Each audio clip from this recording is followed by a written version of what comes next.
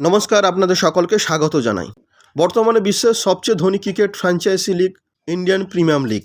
এই আইপিএল ট্রফির দাম কত, এতে কত সোনা রয়েছে এবং যে দল চ্যাম্পিয়ন হবে সেই দল কত টাকা পাবে, যে দল রানার্স আপ হবে সেই দল কত টাকা পাবে, এই নিয়ে বিস্তারিত আলোচনা করব আজকের এই ভিডিওতে। তাই ভিডিওটি আপনারা শেষ পর্যন্ত দেখতে থাকুন। আর আপনি যদি আমার চ্যানেলে নতুন হয়ে থাকেন তাহলে অবশ্যই চ্যানেলটি সাবস্ক্রাইব করবেন, সাবস্ক্রাইব করে অল নোটিফিকেশান অন করে রাখবেন, যাতে এই ধরনের খেলা বিষয়ক ভিডিও সবার আগে পাওয়ার জন্য।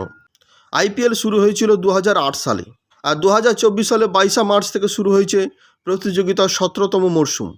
আইপিএলের পর একাধিক দেশ নিজেদের ঘরোয়া টি-20 ফ্র্যাঞ্চাইজি লিগ শুরু করেছে। তবে আয় থেকে জনপ্রিয়তা পৃথিবীতে এমন কোনো লিগে নেই যা আইপিএলের সাথে প্রতিদ্বন্দ্বিতা করতে পারে। 2024 সালে যেই দল আইপিএল চ্যাম্পিয়ন হবে সেই দল পাবে 20 কোটি টাকা, আর যেই দল ফাইনালে হেরে যাবে তারা পাবে 13 কোটি টাকা। 2023 সালেও এই একই মানই ছিল।